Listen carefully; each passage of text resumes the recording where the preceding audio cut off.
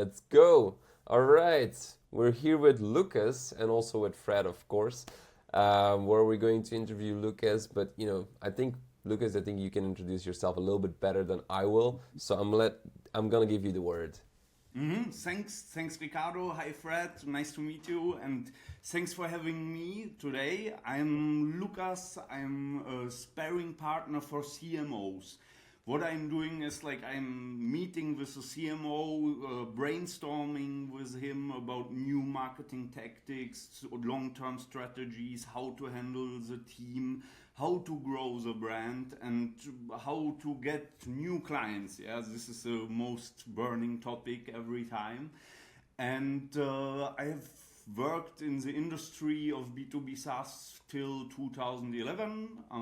That's where I started. So the last years I've worked for Kentico, for Smartlook.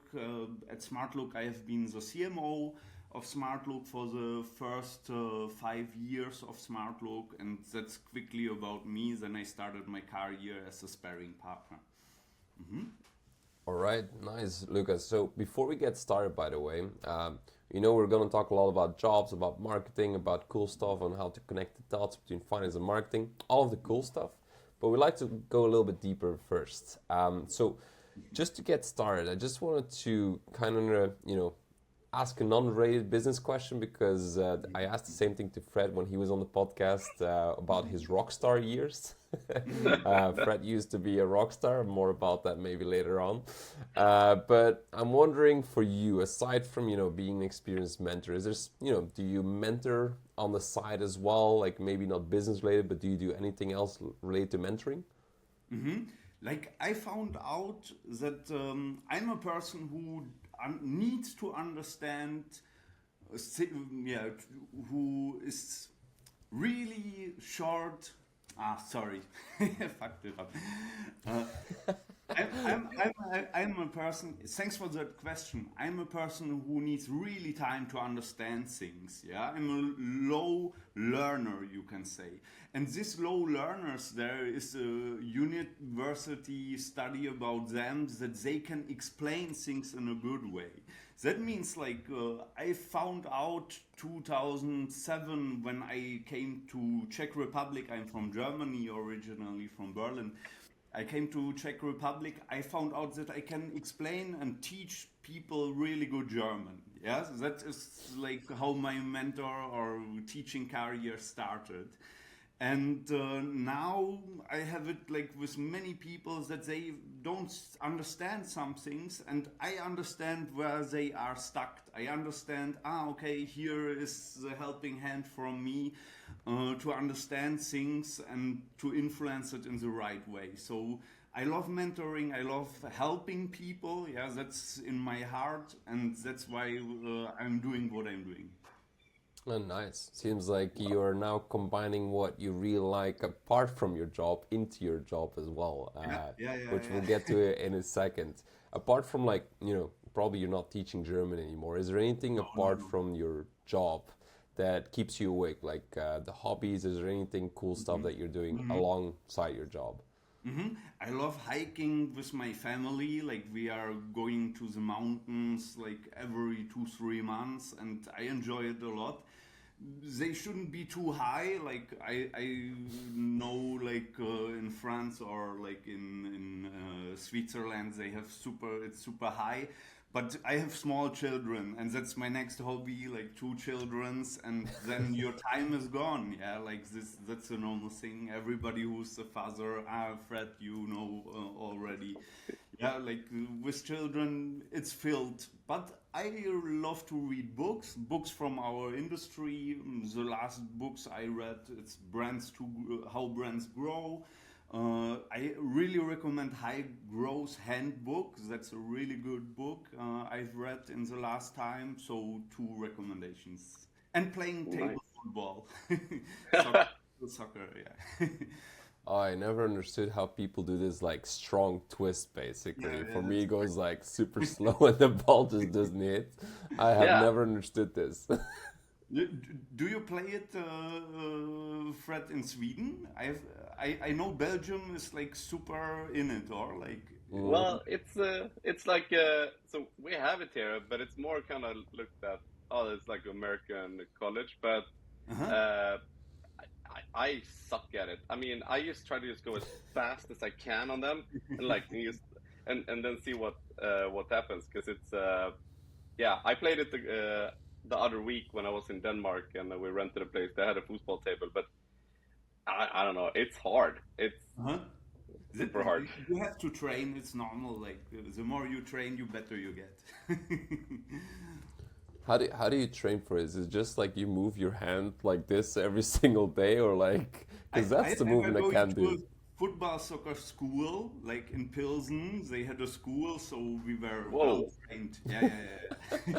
I did not know that that it went further than just like a hobby or a Mhm. game in a corner somewhere or in a cool techie company with some tech pros.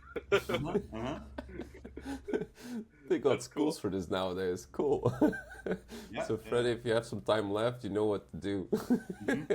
I mean, if maybe you can bet on it, like on the casino sites. I don't know. Maybe like Uh-huh. That could be a cool business model. Mhm, mhm. But circling back to you, Lucas, I know you started your career in, I think, 2007, Mhm, which is, I would say, about 15 years ago, which you could consider yourself an OG in mhm, the, if I would say this correctly. So I always wonder because we're kind of now sitting like three dudes in a room, with focused on this B2B SaaS. But B2B SaaS is something I don't know, not a lot of people go that route, I would say. They mostly end up in e-commerce or anything like B2C related. But if you really talk about B2B and specifically SaaS, there's not a lot of people, now a lot more than when I started, and I think when you guys started. But what drew you into like B2B SaaS? Why not just go the e-commerce route? mhm, mhm.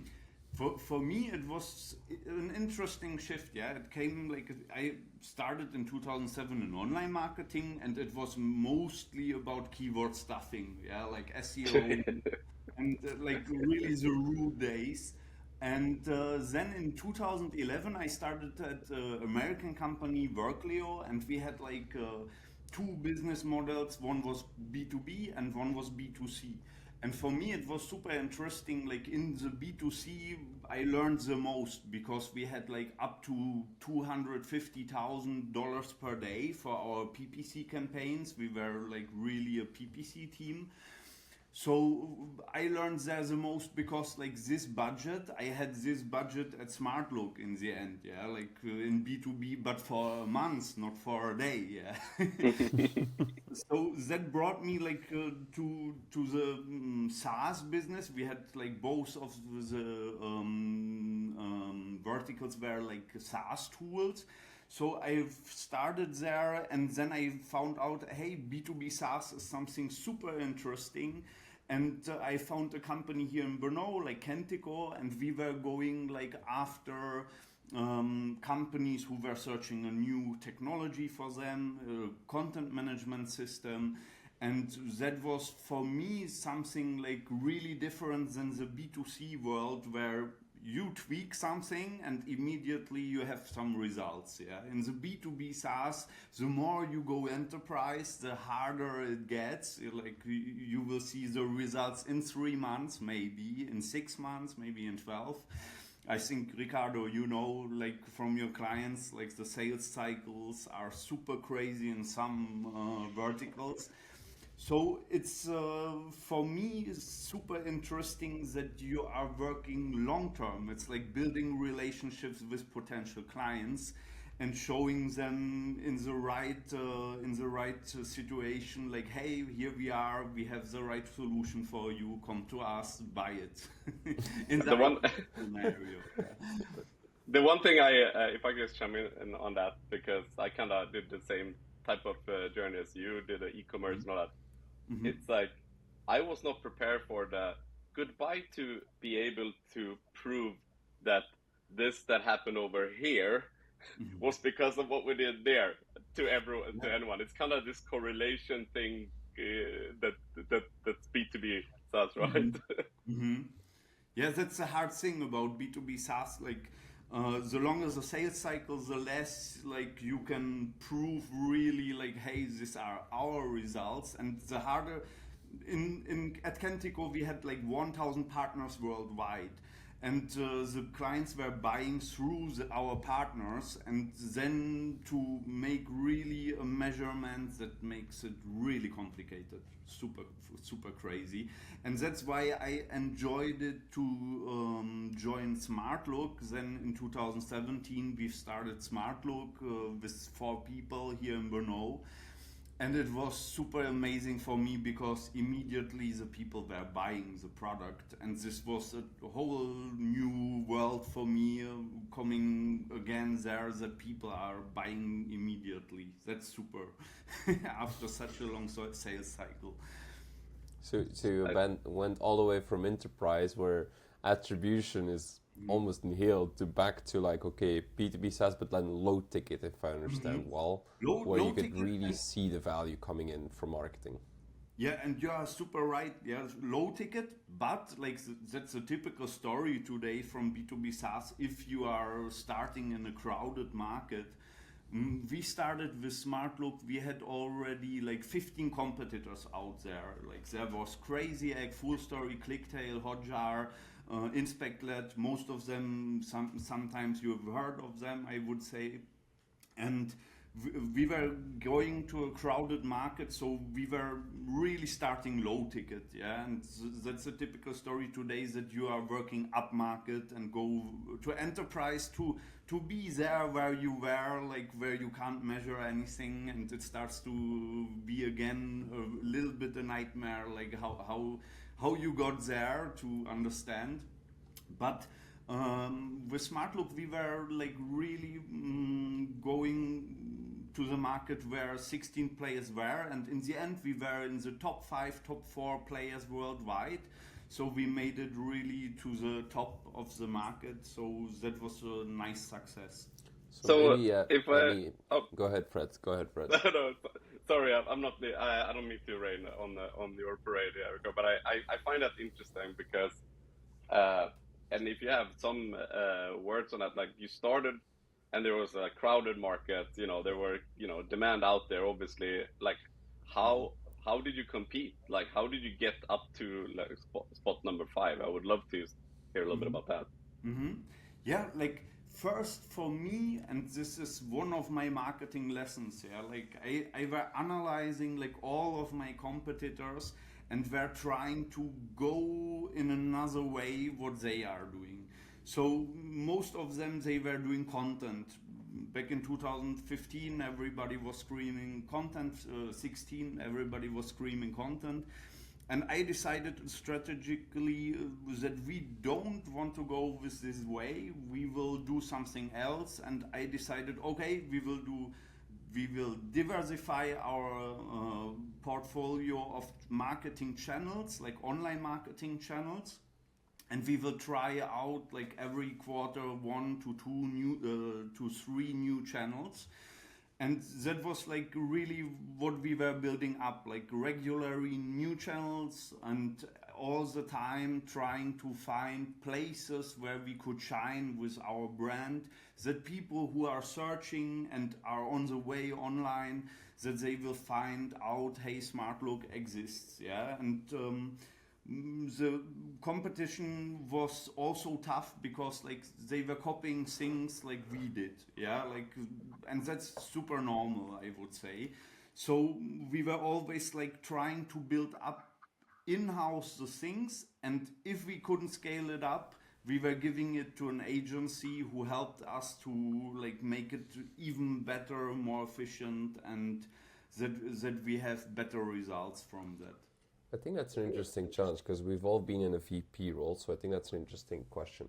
Is you mentioned that you first tried it in-house, and once it started working, you kind of outsourced this, because the most philosophy is, do I outsource or do I not outsource? And which is, do I first try it myself and then outsource, or I don't have the expertise in-house, so let me outsource it, even though I don't understand it yet.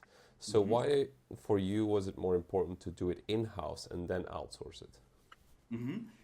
I like that we understand how it works. Yeah, if we understand how it works, then we can really closely cooperate with the agency from my perspective. Yeah, and we are like really in a one-on-one same stable position and can like give also insights what worked for us, like hey, look here are some examples that worked for us, and like do your magic as an agency and scale it up. Yeah, like I think that's a better approach. But like I think it was also another situation back in 2016 than today. Then in 2016-17 there were not many agencies like for B2B SaaS out there. Yeah, like today you have much more possibilities to go to anybody who has really experience and who knows like what they are doing.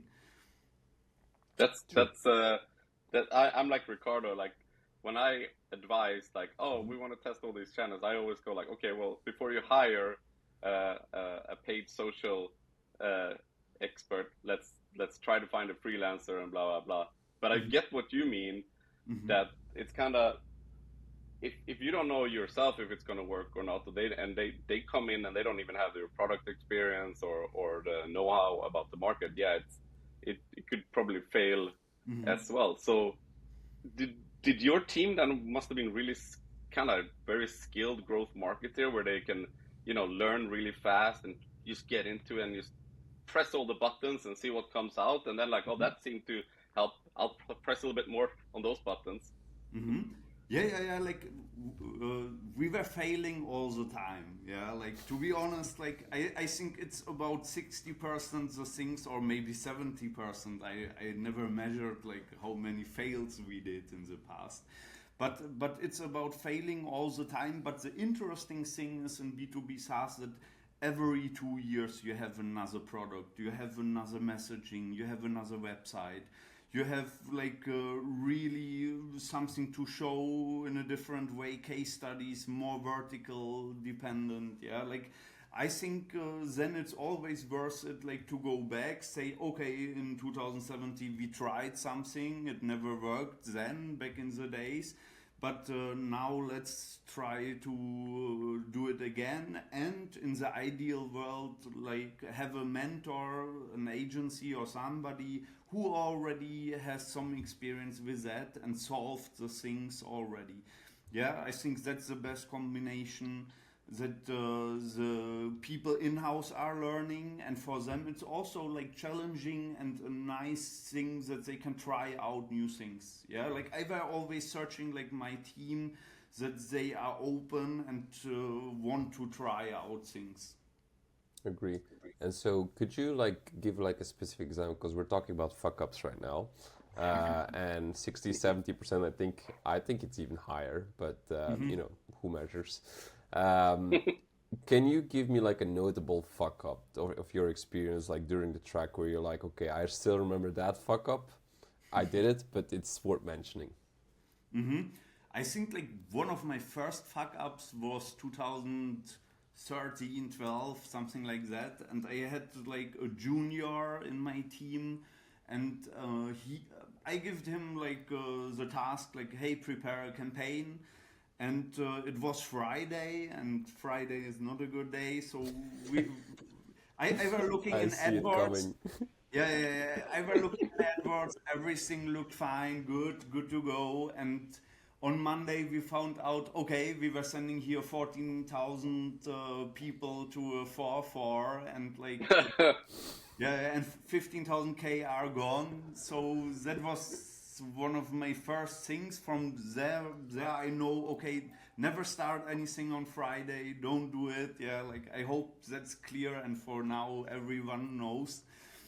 But like I think there are so many things where you learn all the time only with your fuck ups, with the mistakes you are doing, and this is like constant over the years. And the more fuck ups you are doing, like I think there is a little bit from mentality wise, Europe versus US, and that's super interesting. I had the like really nice situations that I've worked for a US company where like fuck up is like something, you learned something, and this is really different in Germany. I'm a German person. I don't know like how it's in Europe, like maybe you will say, but I would say like in our countries, like it's like not as cool the culture for fuck ups. No, and that creates in return kind of like this paralysis, right? And fear. So nothing happens. No, we have to ask this person, we have to ask that person. But in reality, that person hired you to do that. But even though they say they create this culture of but as long as it doesn't fail, I think that I agree with you. I've seen that in Sweden and in Denmark too. Sweden is more, we have less authoritative bosses than in Germany. They're more like, let's have a meeting about this, and then now we need another meeting about this, and then it just goes around and around and around, and nothing happens.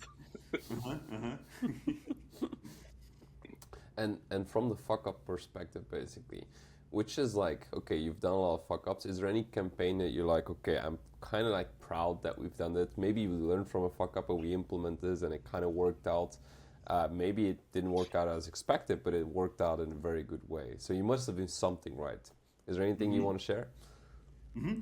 Like what I really love to share is like beside like Product Hunt and all the like normal stuff, Product Hunt, Quora, Reddit and other channels, I love to mention newsletters, and newsletters, this is still something like for some verticals, it always depends on the vertical.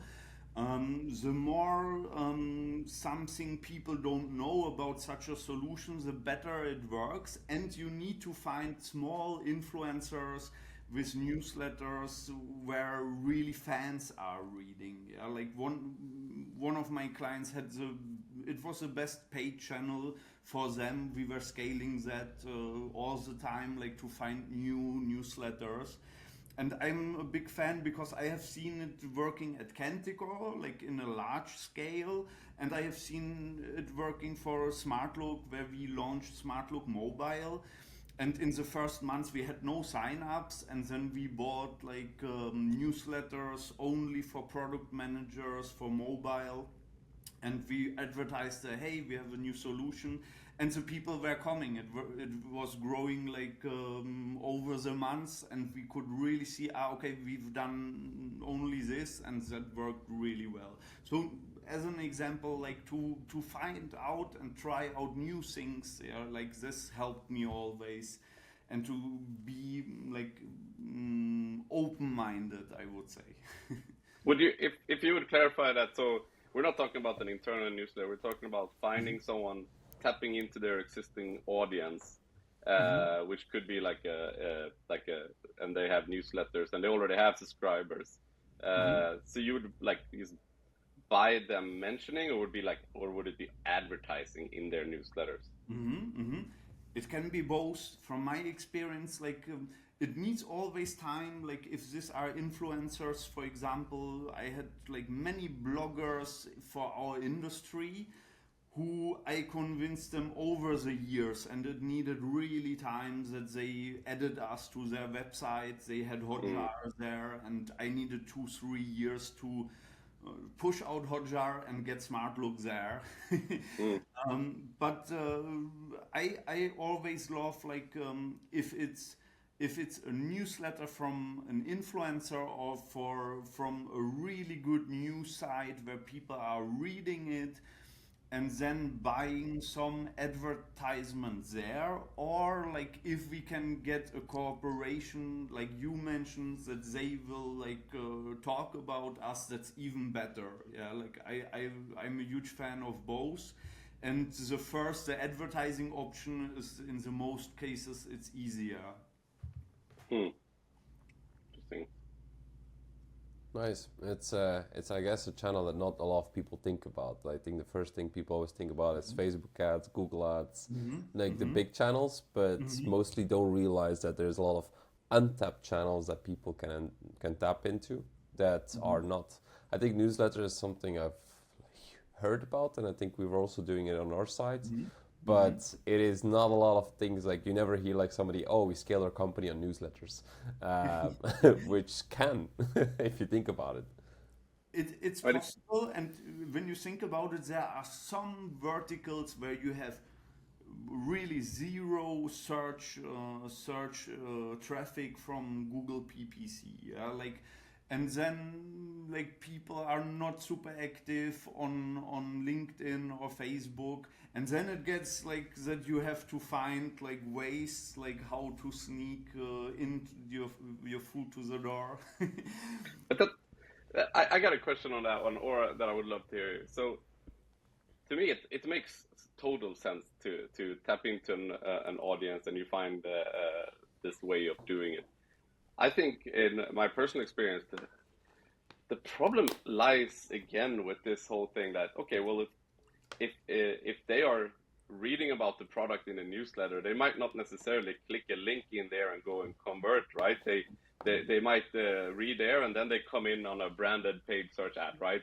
9 out of 10 times, and then be able to prove that and prove the effectiveness. Because in reality, I see so many of these type of motions or initiatives being shut down way too early in companies, just because you don't have that direct one-to-one attribution and can say, hey, this was how do you deal with that? Or is it just that in that case you were a CMO, so you actually had the authority and power to keep it alive, you knew it was going to work? Or...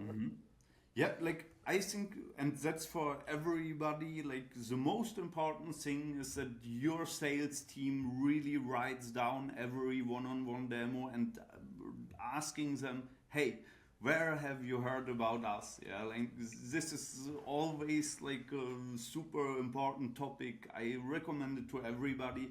The same as the CMO should go 5 times a year to a demo to understand the customers, to listen to the potential clients, how they talk, and to ask them questions. Yeah, and if the more the sales is supporting and giving us back feedback where they heard about us, the better it gets. Yeah, and also if you have a free trial or a sign up, like really make their questionnaire, like where have you heard about us? In a lot of cases, people will skip that, yeah, but you will get, like, the more answers you get over time, the better you know, okay, here they heard about us. And I remember, like, I had the conversation about Quora. We were doing Quora, and it was our number one referral channel for for referral traffic, according to Google. We had, like, in the beginning, 60,000 traffic from referrals per month, and Quora was like clearly number one with 1,200 visitors per month. And then one day it dropped to now because like Quora was doing something, some change, like I think no follow or something. So it wasn't clear that they are coming from there.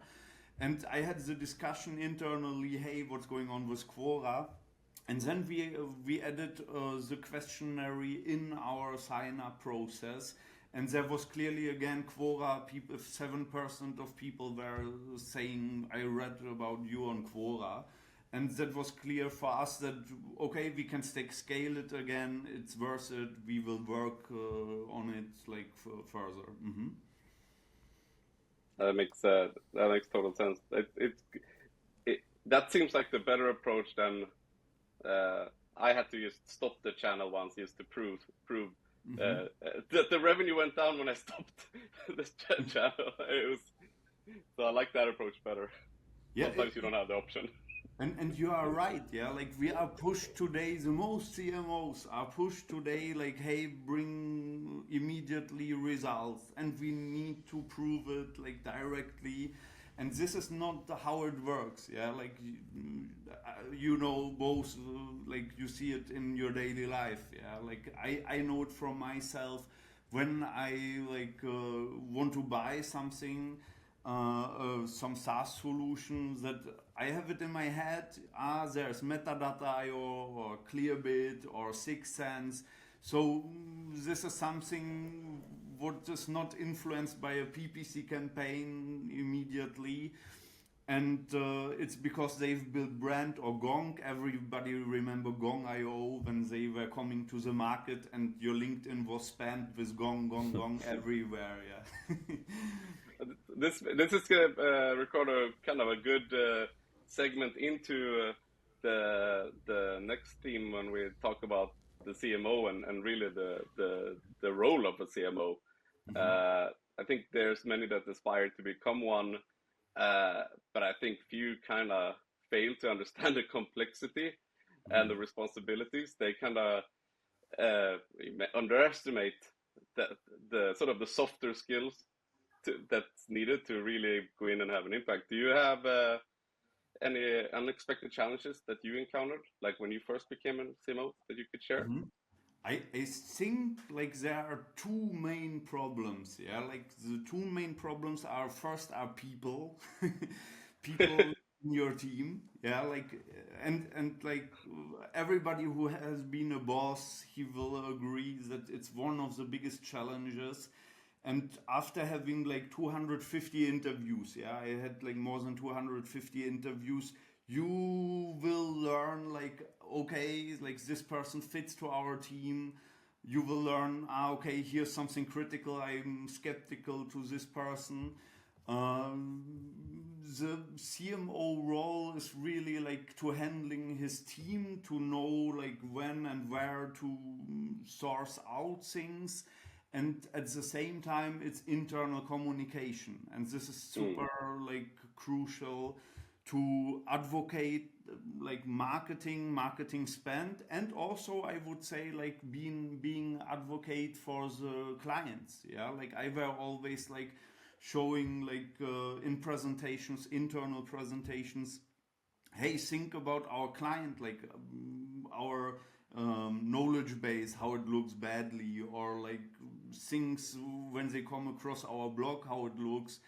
And if they sign up to the product even more, like the product is super like crucial in the first 5 minutes. So you have to convince the people they are signing up for 5 solutions and have a look around. They have their checklists, and that's what they are looking for. And then they compare pricing in the end, like where's the biggest value, biggest bang for my buck. And yeah, the CMO role is a lot about communication, and I think like I see it sometimes that people who are not communicative, that they fail as a CMO. Yeah, and Yeah. I think that's super crucial, that you understand you have to talk with potential clients, you have to present your company, going to podcast events, having a booth, yeah, selling your product. So it's a lot of about this social stuff also.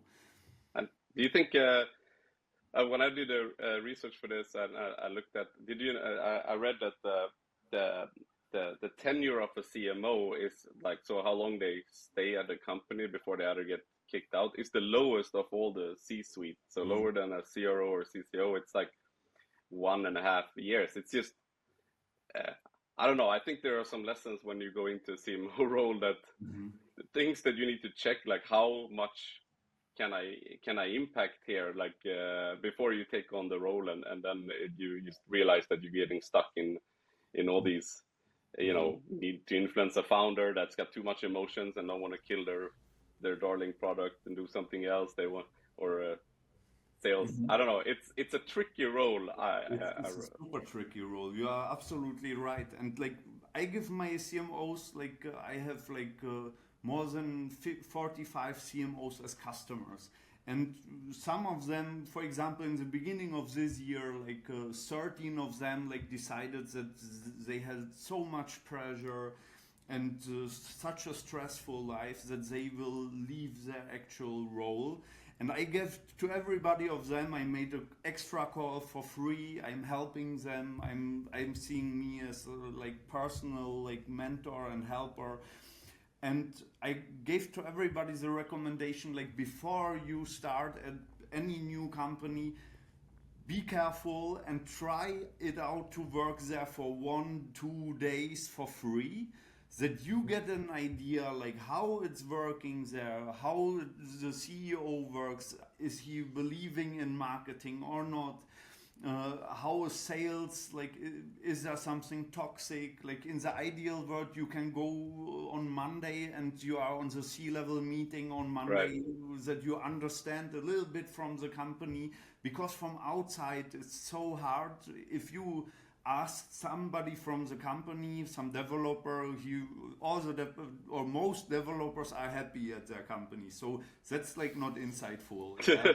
You know what I mean? Yeah. I mean, it's lonely. I can imagine it's lonely. So it's nice that you're coaching. This is kind of also working as a therapist for CMOs in some way, because I can see that it's a very lonely job, having to prove yourself fast and marketing is hard. So it's harder to prove yourself as a CMO than maybe as a CRO. I don't know. I wouldn't.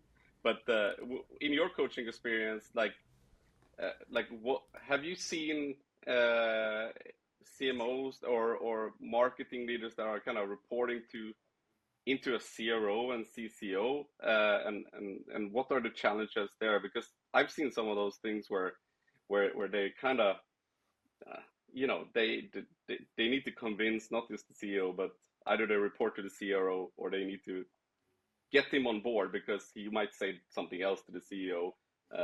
Anything you have on that you want to share on that?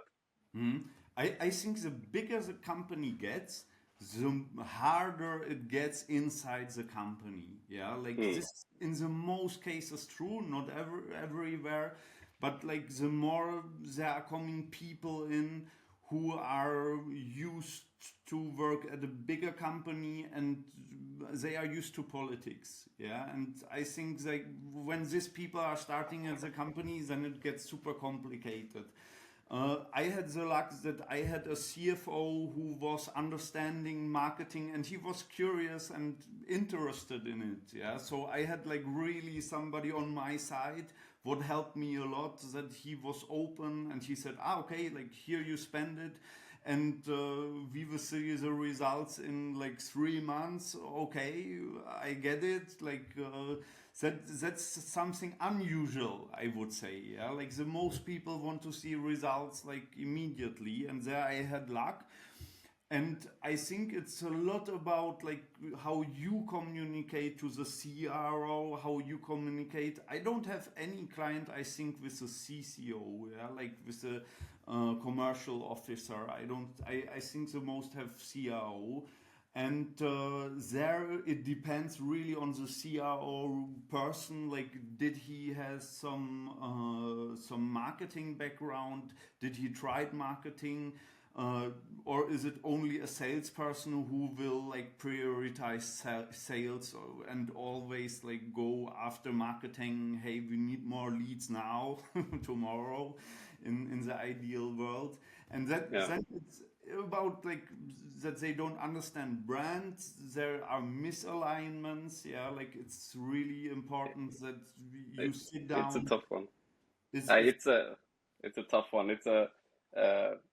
I think you nailed it on the spot there. What are their previous history and experience? Because many think that they understand marketing, and kind of, but marketing it's not black and white. And it's hard to explain, and especially roles where it's like, oh, okay, well, if we just you have an Excel sheet and you do a projectional scenario. Okay, we have 10 SDRs. It gives us this many calls and that leads to this many opportunities. Okay, I just need a budget so I can get 40 and that's going to give us this much money. In marketing, it's not like that. It's like, it's almost like you're looking for positive signals more than revenue in the beginning. It's like you have to, I don't know. Do you know what I'm trying to get at here? I love it. Yeah, like I use these positive signals in every first call with my clients. If somebody is starting a new SaaS, yeah, I'm always saying like, hey, we are starting and we are testing things and we are looking only for signals to get some indicators. We are Sherlock Holmes and search like where it could be possibly work for us. Yeah, like if we are trying like 3 channels in the beginning, we are trying to compare, hey, here is something working, here is the right audience because people are clicking there more and they are more engaged, they are some people are booking a demo, let's go here first and try to scale this up. Yeah, like, and you are totally right, like the typical like roles in the companies are that you have the Excel and you put there some numbers in and you know what you get out. And marketing is like for this an absolute nightmare because nobody can say to you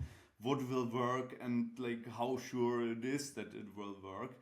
Like what helps me always, I recommend to every client to use the ICE scoring. ICE scoring is like impact confidence scoring where you can say, okay, we think that this will have like such an outcome for us based on experience.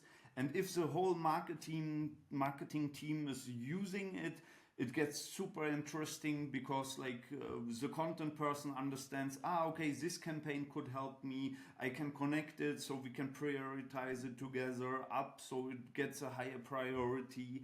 And I found out this system back in 2018 or something, and I wished always I would found it out earlier because it's really good and it works for my clients as well. And I agree. you I'll It's know, just challenge this one, if that's okay, because yeah, I love the ice. I love the ice one, and you know they have many variants of these ones. I've always loved it to a point where I hated it, but I'm still using it. Let me explain in a second. So the reasons why I love it is because indeed you rank IDs on a certain score, basically. Now the problem is how experienced is your team to actually give a certain ranking? Because when I did the exercise, and we've done this with many clients before, and I actually stopped doing it for the reason that most clients don't actually know how to score what the effort is going to be or what the possible outcome is going to be. Like they've never done these things, so they're like, yeah, probably it's my ID, so it's probably a good ID. It's the person I don't like, so probably it's a bad ID. Or they don't know how to define the ID very well, so it's just like Twitter marketing. Okay, what the hell is that? So it's this very vague thing. So I think you can only do this with an experienced team or an experienced leader, I would say. Because for now, how we use the ideation is we get the IDs and then it's up to the experienced leader to just say, okay, we're going to disregard 80% of these things. And based on my ICE score, I'm going to prioritize a few things. I've seen that work better than giving the 100 IDs like to everybody in the team and say rank the IDs basically. At least that's for my experience when I tried these exercises, I would say. But I nevertheless, agree. I do love it. I agree with you. And now we're going into growth there, and I think I got introduced to it by reading the book Hacking Growth with Sean Ellis. I think you maybe coined the ICE part, and it is a simplified framework, but if you take it as that, and if you know that it's a way to go through things fast. But you're right, Ricardo. It's like, well, what does the I and C and E means? Like, does it become lower EASE score if there's more people involved? So I think it's about defining a little bit, and as you said, having a gut feeling and a coherent team that kind of understands what it means for us. But prioritization, I think, is key, regardless if you use ICE, PI, RISE. How many are there now? Yeah, there's many of them. But I think it touches up on an interesting topic as well as I believe that the ICE score, whatever score, it works for the short-term impact focus, which I think is one of the next questions. It helps us focus on the short-term, quick impacts, growth hacking, whatever you want to call it, impacts, but it doesn't help you focus on the long-term thing. I've never seen like an positive ICE score of like, this is the thing we need to do on a long-term project. You know, call it partnerships. We need to create partnership slide decks, or we need to create all of these, assets for the next jump of the company, basically. I've never seen that into the ICE scoring. So that's maybe a I don't know. I've seen this iSchool work for the small ones, but not for the long-term things, which I think is in Yeah. one of the next questions that you have, Fred. And Yeah. maybe you are right. Yeah. I'm thinking about it. Like I think like this. Me as a CMO, I always had like strategic decisions that what we will do long term, and then we had the ICE scoring for the monthly like day to day things. You are right.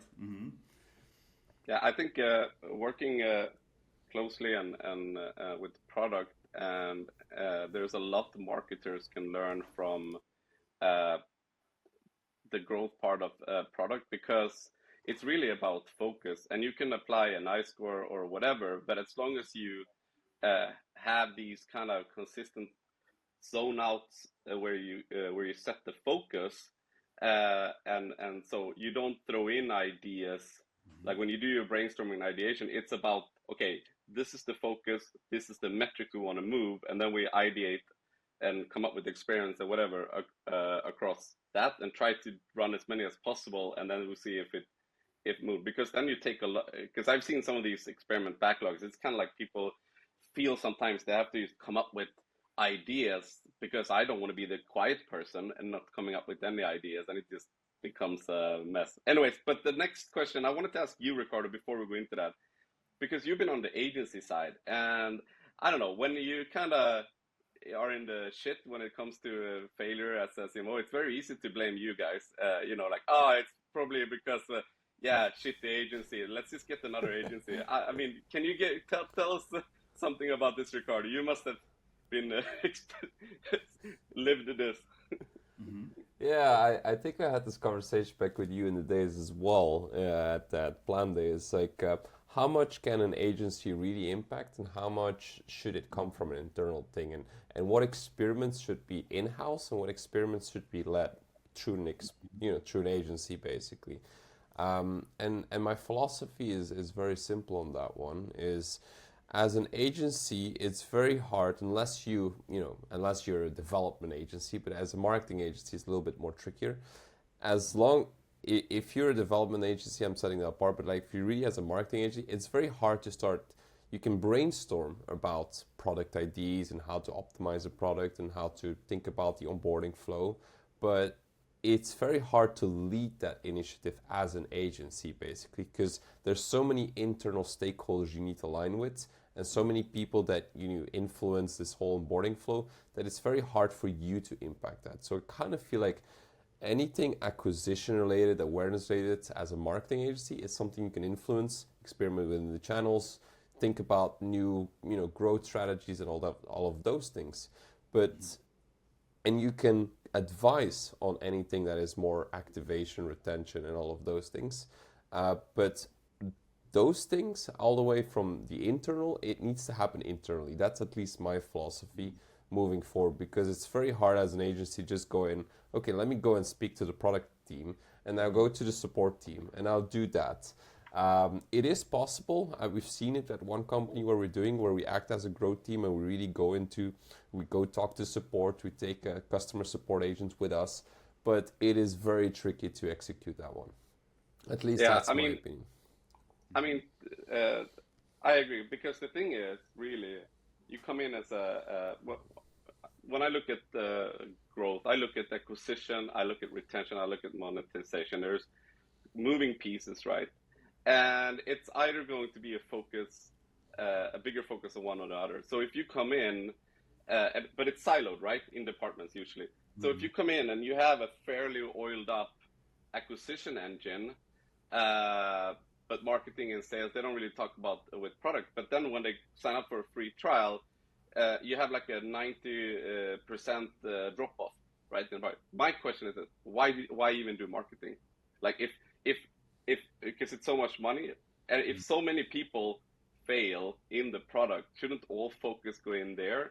Or at least it should kind of dictate what focus marketing should be. Maybe more about finding out who they are, maybe more about building the brand and all that. I don't know if you guys have any insight on that. How do you deal, because you have no impact on that, like literally.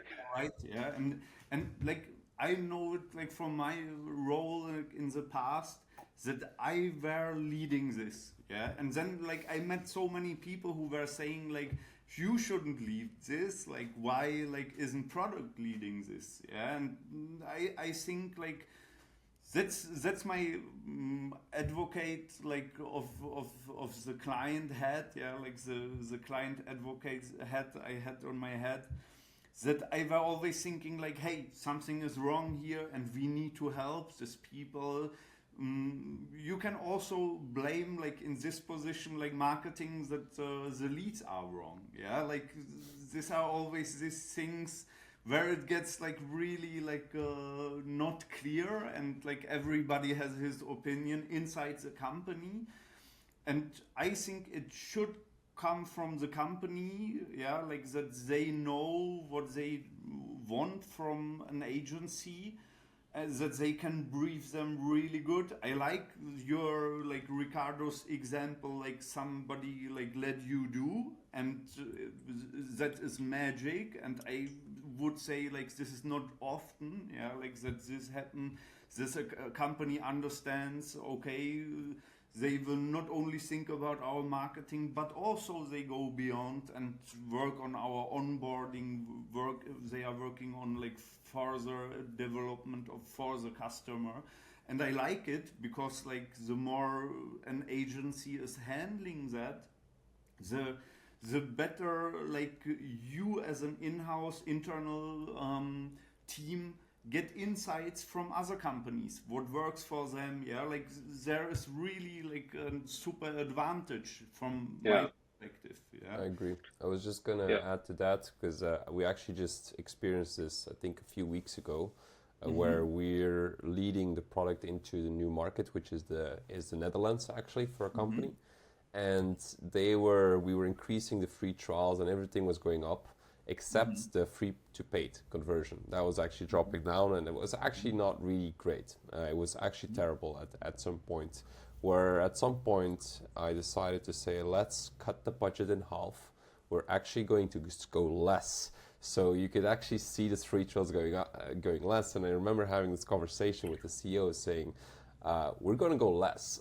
And he's like, no, because we need to go more. And the philosophy of the CEO was, which I also understand from the other perspective, was we need to have more people so we kind of understand what to fix. So we have more data from people walking in, so we know what to fix, and we have more people to talk to, basically. Which from a certain perspective, it kind of makes sense, because you have more people walking in, you have more opportunity to speak to people, more opportunity to speak to people leads to more insight leads to better product, and you got this cycle, basically. And I'm a strong believer of feedback loops and having as many feedback loops as possible. So there, this conversation was like, okay, we kind of understand each other, but we're still going to scale down the budget as of now, because here is the proof of the conversion rate being down. But in this particular segment of users, actually the conversion ratio is actually pretty high, which was the older industry people, I would say. And we made a whole presentation about which segment converts, which segment doesn't convert, why we're spending less, which keywords we're going after.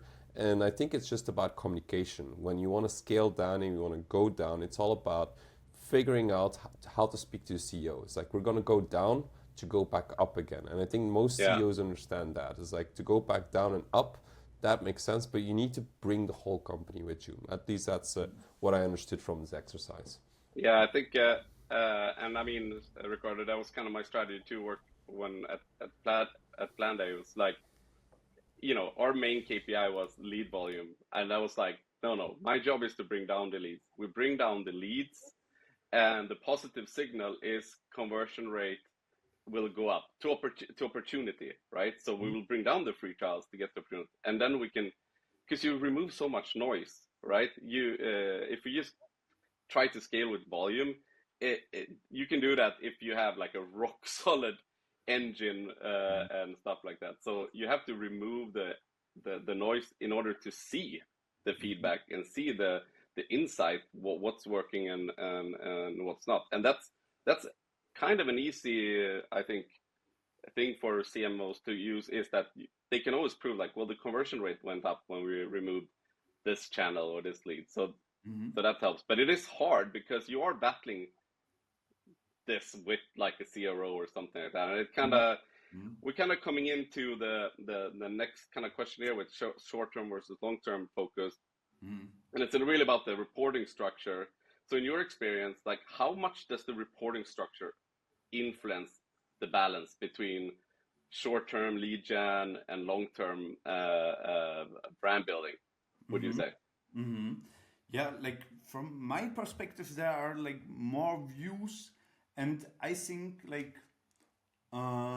if we are looking at reporting, I were like developing our own reporting where we were using projected lifetime value of the buyers who were coming in.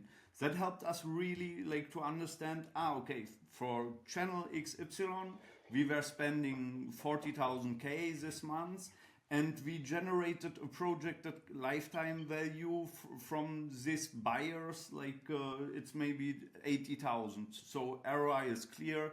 That was super, everybody happy. And then we were always going like, okay, but we need some budget like to build some brand. We need to invest in our content. We need to invest in our link building. We need to invest like on channels where we not clearly see the outcome directly. Yeah, like this is super important, I say. And every company will need super long time today, even more where it's harder to get there. Yeah, like you need a lot of data. In the ideal world, you are sending this data back to Facebook, yeah, that you have like a loop again where you send this to the algorithms that he's searching for the right people. And together with Clearbit, you are targeting them on Facebook and Instagram. Yeah. And so sorry, I didn't mean to cut you off there, but so what do you feel is like the best structure, like the reporting structure for this to work? Like is it a CMO reporting to the CEO, or what like is it a VP marketing that reporting into the CCO? Like which structure is best for B2B SaaS when it comes to doing effective marketing and actually getting the chance to do it, you know? It depends again on people. Yeah, like it's all about the people. And I can see with my clients, like some are like right at the table of the CEO, and there it can work, and sometimes it doesn't work. Yeah, and it's all about the CEO, how much he trusts and how is his feeling about marketing. From my personal experience, I know like the CEO of Petr Janošík, the CEO of Smartlook, he was a marketer. That has advantage and disadvantages. Yeah, like once like it's easier to talk to him, he understands everything, but he has questions and he has also ideas, and he says like, hey, this should be done like this and that. And I think like I would always search for a CEO who trusts in marketing. Yeah, and this is also some advice I give my CMOs.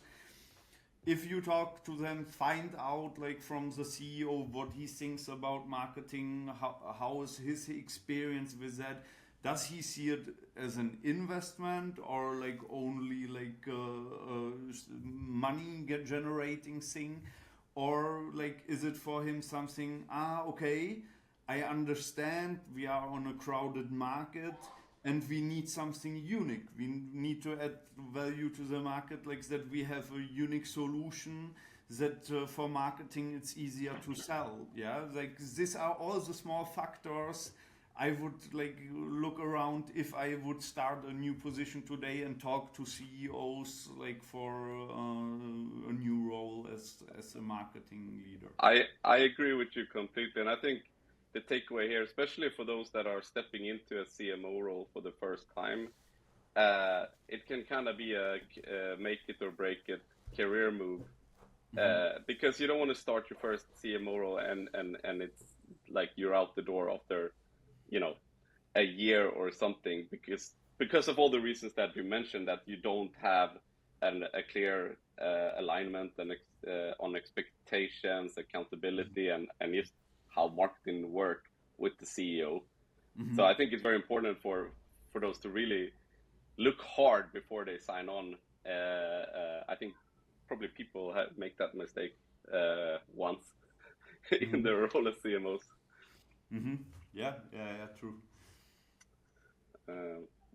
So, like, what would you say? I mean, because the CEO's background, like, how many CEOs have, like, not maybe marketing background, but the understanding to be able to enable a CMO the best way? Is that like 50-50, or is it salespeople, or is it just founders that are full with emotions? Yeah, and this is an interesting thing. Like you can like immediately understand a company. Like if you go to the CEO in the beginning and ask him like, "Hey, how you grew like till today?"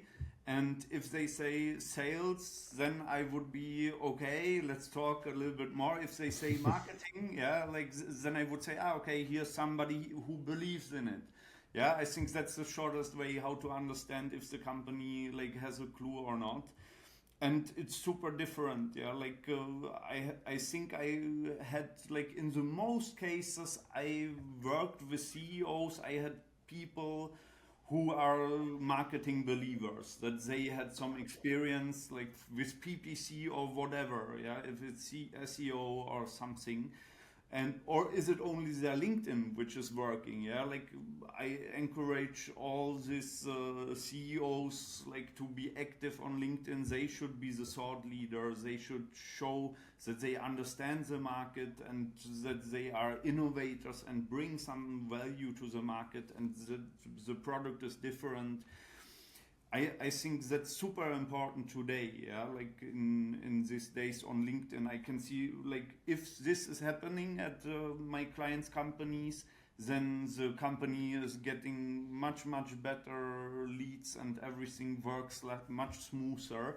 And again, then the company, the CEO of the company, he understands about marketing, that this is a long-term investment where not tomorrow he will see like some leads from it, but in future somehow.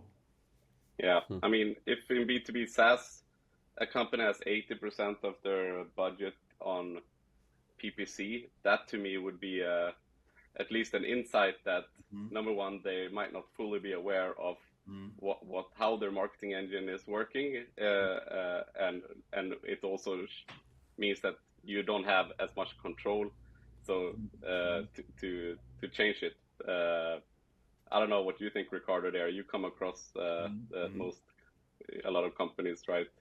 Do you see the budget in one channel is an indication to how much knowledge the upper echelon might have on marketing, or?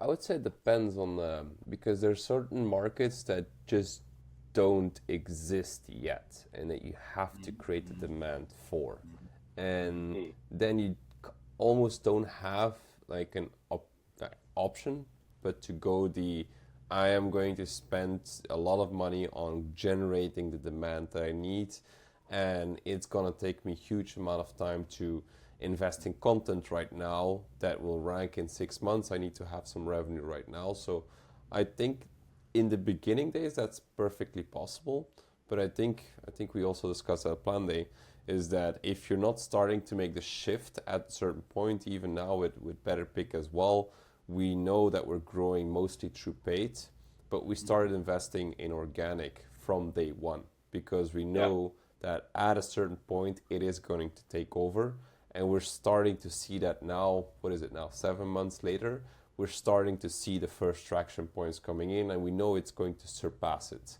But the philosophy is we need to invest 7 months ago and compensate it at the same time with PPC campaigns, I would say.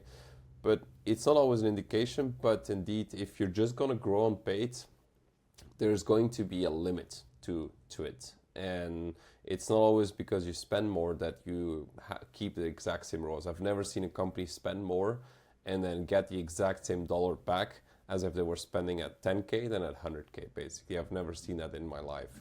But an example is here, for example, we actually, I think you were in the workshop, by the way, Fred, as well, last week, where we had the VP of Loop coming to present to the company, and they do these loop earplugs. And if you look at the demand on the market for earplugs for festivals, it just doesn't exist. Like, they are a company that is 80 to 90% on PPC and on paid social, and it works for them, I would say. And they just realized we don't have a market. We have to create the market, and we need to dominate the market. So it really depends on the business itself, I would say, because these guys are not dumb. They're spending 4 million per month. And they're really smart in what they're doing, basically. So I wouldn't always disregard it. It really depends on the business itself, I would say. Yeah, and I mean it's also probably layers within PPC that where you spend more time to kind of experiment and find the niches to really capture everything that's in there. That was an interesting workshop, and going into, I mean, PPC and short-termism it's very, everyone wants to grab the short-term wins, and you don't really want to think about the future. It's kind of human nature. But in B2B SaaS, you really have to have both the creation of demand and the capturing of the demand. But that is always hard because it's always coming. You have to meet the quarter and blah, blah, blah. What can marketing do? You being pulled in from internally, it's kind of, you're tripping each other's foot between sales and marketing and blah, blah. But what, Lucas, what strategies do you think like marketing leaders should use to prevent this tendency to either, jump from one activity to another, not giving enough time to actually learn, because it's not just because something didn't work the first time doesn't mean that it's not the right thing, right? To get to a more stable long-term marketing approach. Like, is the strategy more about setting up a team, making sure there's accountability, or like, how can you do it? I always say, like, when I start with my clients, I always try to understand, hey, are you in a red ocean or in a blue ocean?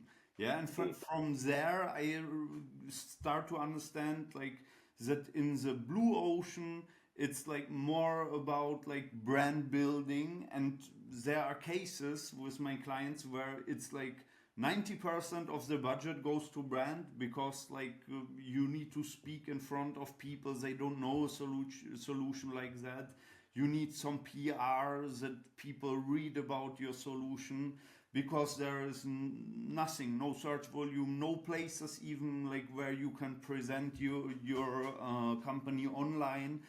So it's a really tough question, and I really think it depends on the market. In the red ocean, I would say it makes super sense to, if you start today, that you say, okay, we will put 70 in activation, in really like to get PPC and short-term things done, and 30% in the long term that we are building something up. Lesbinet and Peter Files, they are the most important researchers for marketing.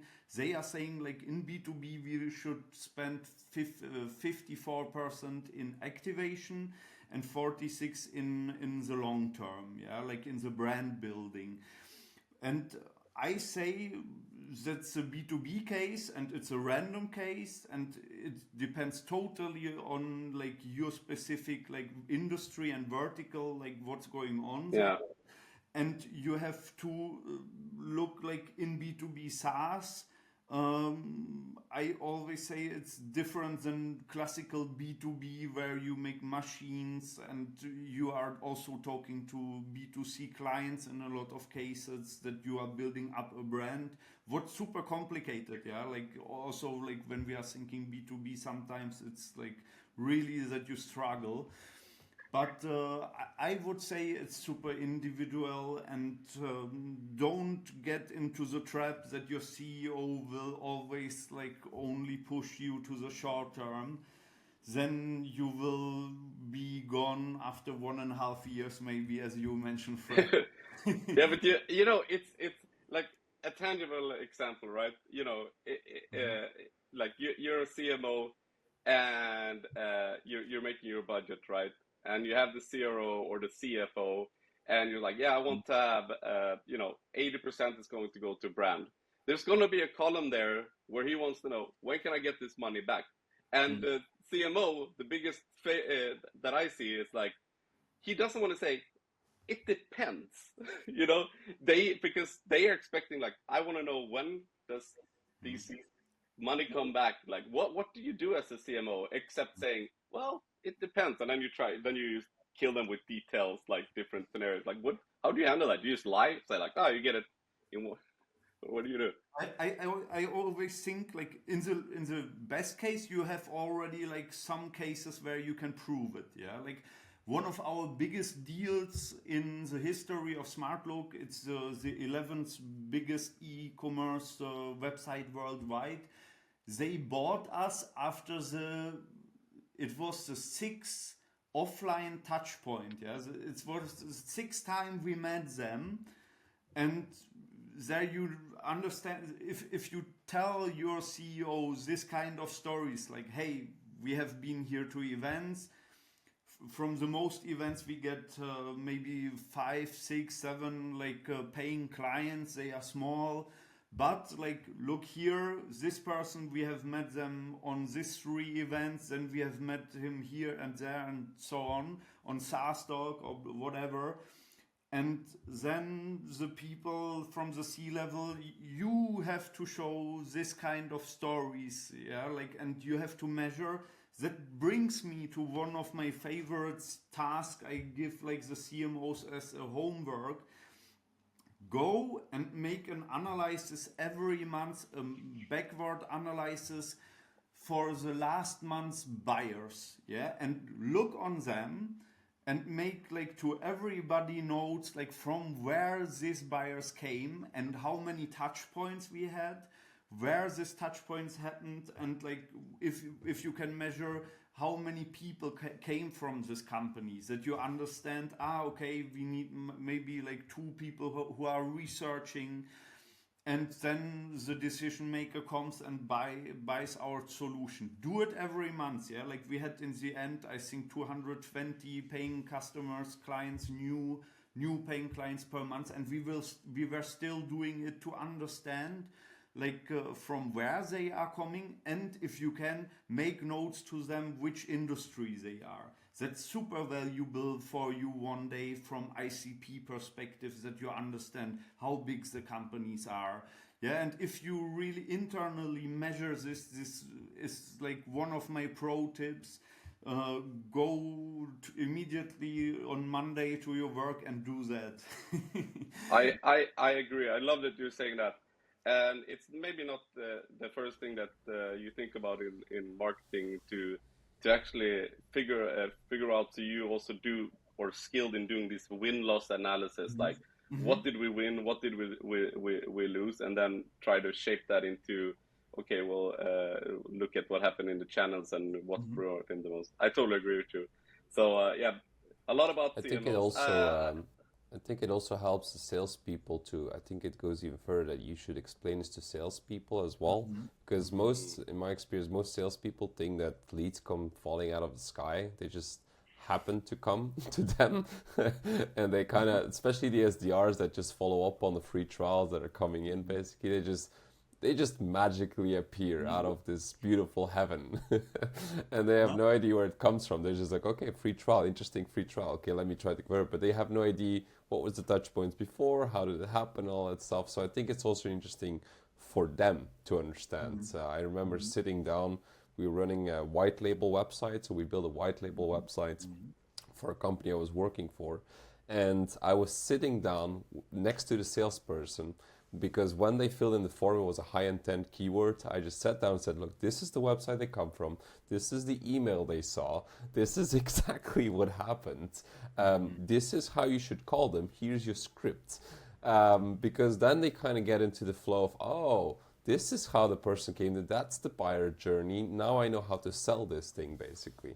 And I feel sometimes as a marketer, you also have to do that. Is just sit next to them and kind of explain, not just for yourself where it came from, because it's quite easy, Google Ads, conversion, but really for the sales people to know, like, okay, this is how it's working. And even further, I think you should create that in HubSpot or whatever it is that you're using to when the conversion happens, give as much sales information to the salesperson. Like, it came from this source, it's a high intent campaign. And kind of, I remember giving these workshops to salespeople saying, if it comes from Google, it's good because it's high intent. If it comes from paid social, give it a little bit less importance, but still they've seen different things basically. I kind of like, I don't know, I think it's also something the marketer needs to give to the salespeople.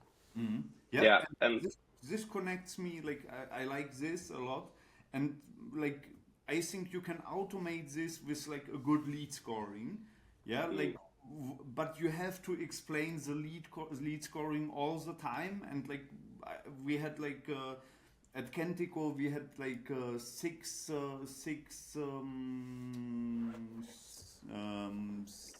places where we had offices, yeah, and all these 6 offices, they were giving me feedback for our lead scoring. Like every 3 months I was sitting down with them to reassure that the lead scoring fits, because like a Gartner Magic Quadrant download is in US super high intent that they are super interested, and in Australia nobody cares about Gartner, yeah, like maybe today it's totally different. But like they said, yeah, like give it not 50 points per download, but maybe 30 or 35, I don't remember. And in Netherlands it was different than in Czech Republic. Yeah, so it was always like for us really important that the sales understand the lead scoring, that they see, okay, here are things through the journey which impacted why they are hot today. And that's really what you are saying. I like your approach, that you sit down to them and show them what's going on and how they should approach this. Yeah, that's super cool. and it's probably and that's where you need to, as a CMO, I think, have a really strong relationship with not just sales, but actually the ops people that will kind of enable you to give sales that knowledge, because it's kind of like everyone wants predictability, right? So and I think that the CMO should be the hero and start this work, and it's kind of like the sales and marketing work, alignment work, where they can, okay, well, we'll need to figure out, so we sort the leads, so we can start by just sending you the good leads. These are the ones you're going to call first, right? Because they came in from a high intent keyword.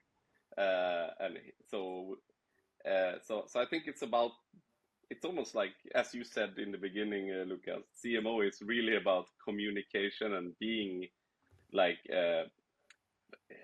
have their fingers in both sales and ops and product. And if you can't do that, then it's probably going to be hard.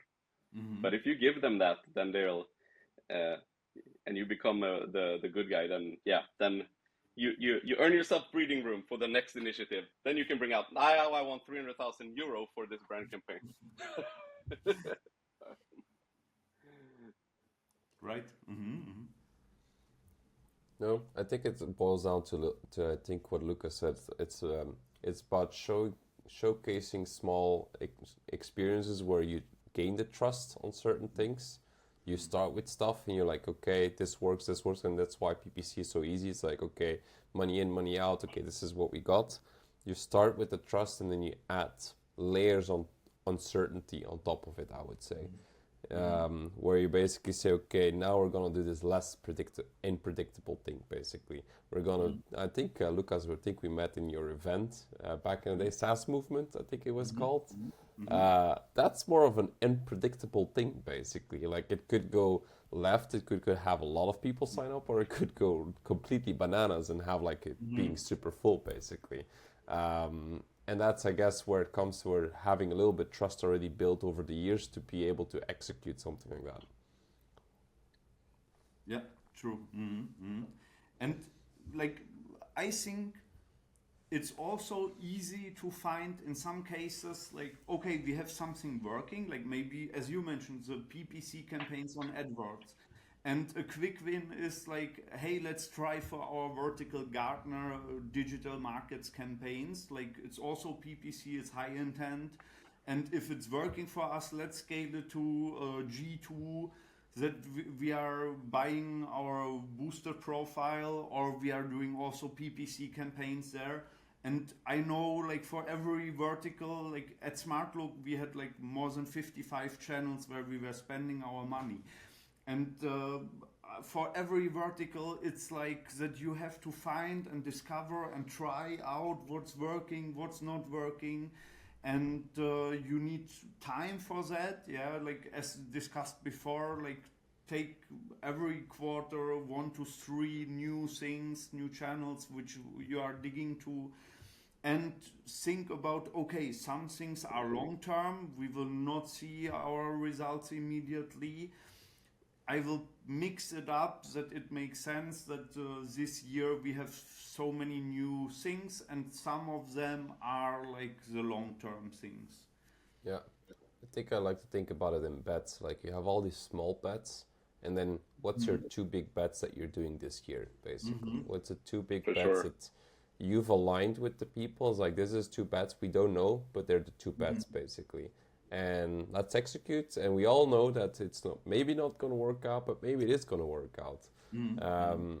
And rather do it this way. So you basically split up like the big bets from the small bets, where you just like wing it and kind of see what it goes. And if it goes well, you just ask budget for it next year. If it doesn't go well, then you try another bet. Then you invent two new bets, I would say. Yeah. And I think like you can somehow, like if you have some experience with ICE scoring, you can somehow predict these bets, like what should work if you know your competition, if you know how they get traffic, if you know like how they work and what they are doing. Then the more you are informed, the better your decisions are, from my perspective. I think the difficult ones I always feel is like, for example, let's take a podcast basically. Like, you know, nobody, I think it was the number, I was like, nobody scales, like, I think 9 out of 10 people don't get past the 20th episode or 10th episode, basically, right? That's a big bet, but it's a long-term big bet that has to keep going, basically. And you might never see return from it. But you kind of think that's the playbook that needs to be played for that market, basically. How do you think about that? How do you sell that, Lucas? How would you sell that to a CEO saying, we're in this vertical, we're Kentico. I think for Smartlook maybe less important, but for Kentico, we're in this high ticket market, and you know, people buy through expertise, and we need to show expertise. How do you sell a podcast, for example, to a CEO like that, where you know that the return is not really going to be huge in that sense, or at least not directly? I would only like go to him if I would knew that we will do it in an awesome, outstanding way. Yes, that we will have outstanding host, we will have like a really professional setup and everything. And like I think in the low ticket market you have more flexibility and you can like test. It's more open that you can say, okay, we will start somehow and we will see. The more high ticket, the more you have to show like that it's like super outstanding, professional and everything. If like in the market everybody from my competitors has a podcast, I would say scratch it, like let's don't do it. And I have seen this typical story you mentioning, like our competitors in our market with Smartlook, there were like 2 or 3 competitors trying podcast. After like 5 or 10 episodes, it died, yeah, the whole project. And I think that's a typical story like for a lot of people. But how I would sell it to the CEO, if I would say, hey, I'm super sure here that the competition is not too high and we have something unique here, yeah, and then I would say, okay, let's make a bet that we will make the 21 episodes and then we will see, yeah, like it's about that, I would say. Yeah, but it's kind of like it's podcast. You guys, I love that you brought that one up, Ricardo. It must be such a tough sell. If I can ask you a question, wouldn't it be would it be better to, instead of talking, even talking from the beginning, how much money do we make, talking just about, hey, we have a unique piece of knowledge or something that we can give to the market, no matter if they buy or not, but just us talking about these things, and they see that we're coming from our brand, gives, is that how we should kind of try to frame the conversation with the CEO, almost like it's a product, like an adjacent product offering, the value that gives something back. Yeah, like I would say, like, we had a really nice thing at Kentico. At Kentico, for every mistake or error or something bad happened in our product, we were planting a tree. And it was a team building. We were doing it over weekend, and we were making a picture with the tree and sending it back to the clients. And I think in enterprise market, Love that. yeah, in enterprise market, you have to do something unique like that. Yeah, like that you show really, okay, we are caring about our customers, and they were sharing it like in the first years, like on Twitter, hey, like Kentico plant a tree for me because I had a bug, or maybe like 5. Yeah, I found 5 bugs.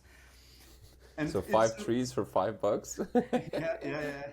And it's about the CEO, and like I think if the CEO is smart and understands, like, hey, here is some opportunity, we are different with this way, you have to come up as the CMO with the right idea. Yeah, and then it's about like discussing it on the C level, getting feedback.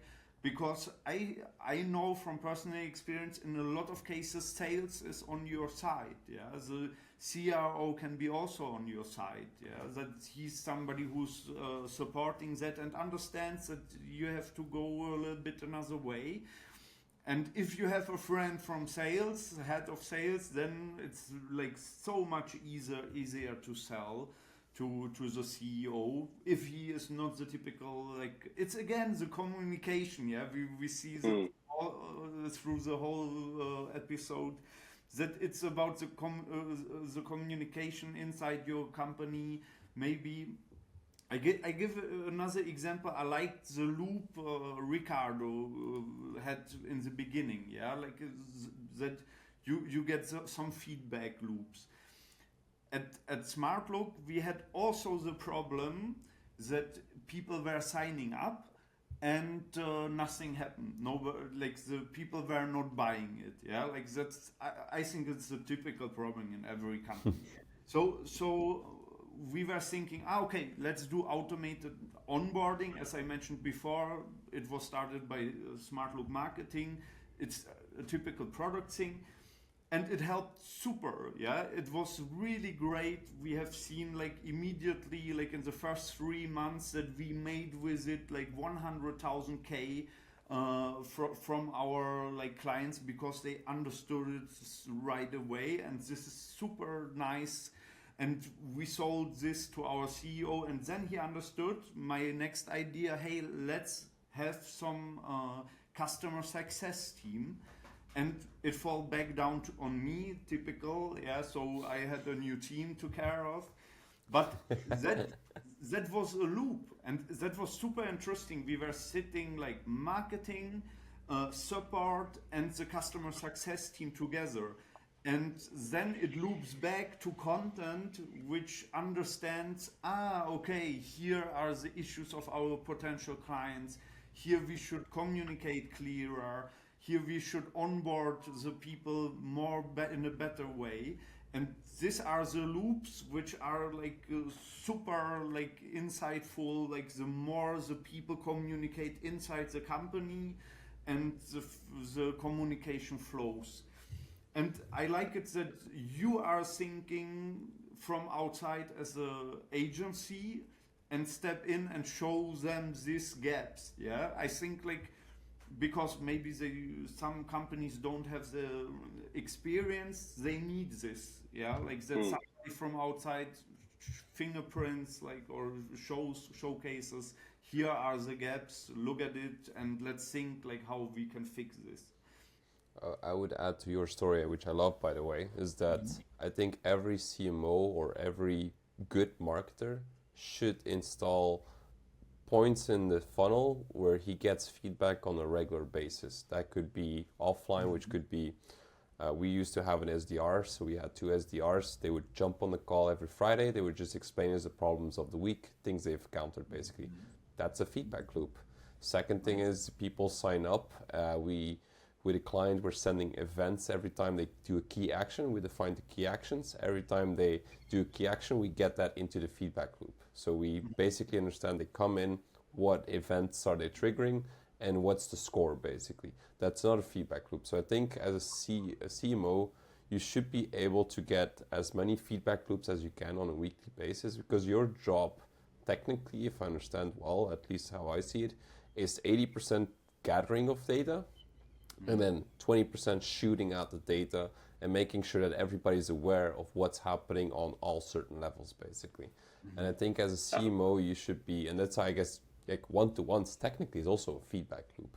It is a feedback loop of one person, whatever is working and not working within the company, I would say. So I think that's the role, the big role of CMO as well, is just getting as much feedback loops on a weekly basis so that you have the information to act upon. And I think I 100% agree with that. I would even extend it that I would kind of demand that the marketers actually talk with customers, and that might be scary. That might not be what every marketer wants to do. But the more you can talk with customers, it could also be just listening to sales calls in Gong or SalesLoft or whatever. Because when you're in those, that's where the golden nugget. There's so much golden nuggets in your customer support system, being part of sales calls. So as soon as you can set up these regular feedback sessions between SDRs and marketing, constant, then and then as a CMO, obviously, you need to enable that. Then get that up to you. The faster it's going to get to kind of understand what's actually going on behind the scenes. Why are we failing or why are we winning? Exactly. And maybe, because I'm also wary of time, what I suggest, Fred, I'll leave you to ask you one more question. I got one more question, then we round it up, I would say, because I know I also want to respect each other's time. You want to ask your question, Fred, first, or shall I ask a last question? You should start on your question. Okay, so my question is, because you speak to multiple CMOs and you kind of see across the board, which I really love, and I think that's a valuable, that's again feedback from 46 people on struggles. So imagine, I think my first question would be is you're seeing all these troubles basically. What is like the one or two struggles that you kind of see across the board that kind of everybody's facing? It's like, okay, if I speak to a majority of my clients, that's the issues they are like talking to me about, and it's kind of similar to most people. And then secondly is like, what is one advice that you kind of share with them to go through that struggle basically? So that is basically, I know it's like two questions in one. I'm cheating a little bit, but that's the question I still had for you, Lukas. Yeah, like I think the struggle everybody has is like it's a pressure, yeah, and I can clearly see it periodically. Like before summer, they come to me and say like, am I still the right person to handle this position? And in the end of the year, it happens again. And then in the meantime, it's like that we are discussing other things, other priorities. But it's like, I can see it in like 60-70% of people, like that 2 times a year before like holidays, they are like really under pressure, or like they need some time off. And I always say like, hey, most important thing now, yeah, like delete Slack on your mobile, delete like emails, don't go like online, don't do it. It's not worth it.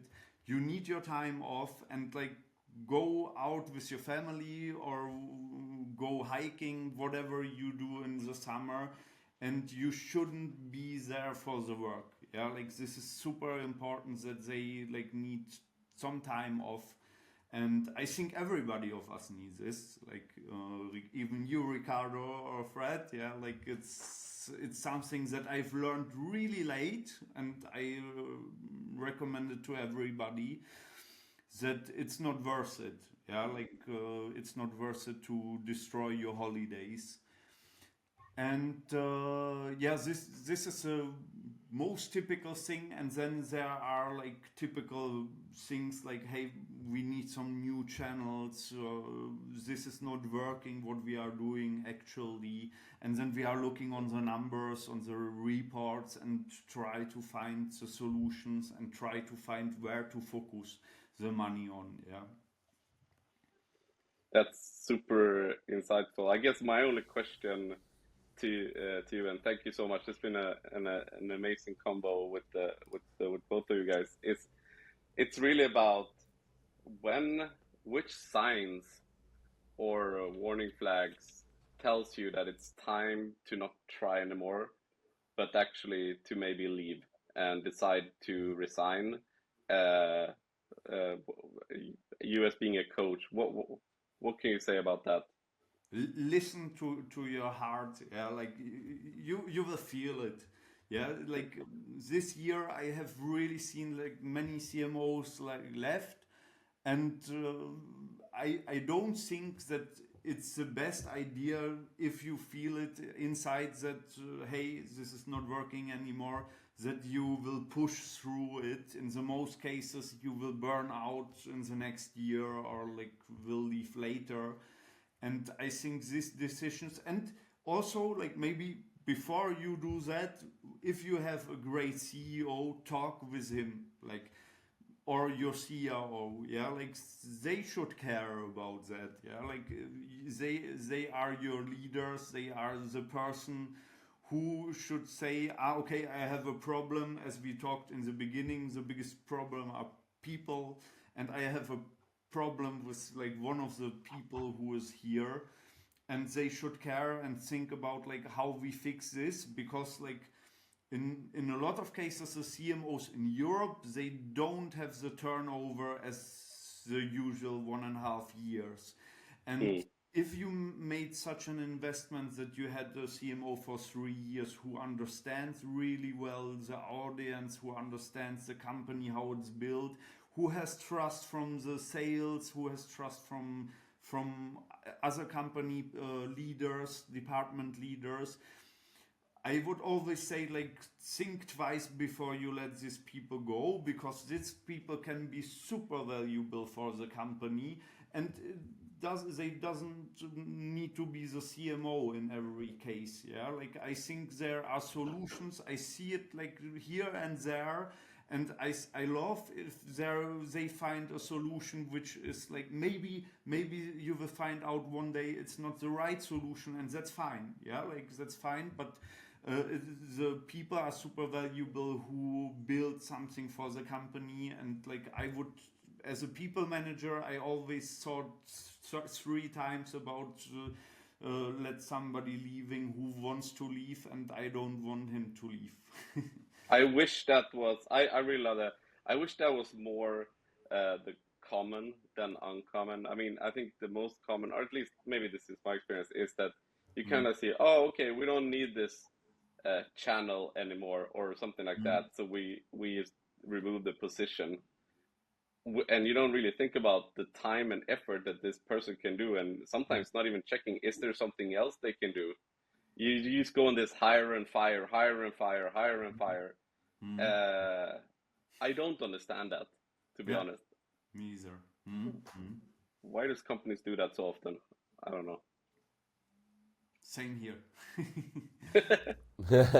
With that note, I think we're getting to the end of the podcast. Guys, thank you very much. I love this little combo of 3 people. It was like mini podcast between each other, so that was actually pretty cool. So thank you very much, Lucas, for being on the podcast. I'm going to close down in a second, but just want to say I love the conversation, and thank you very much, guys, for Me being too. here today.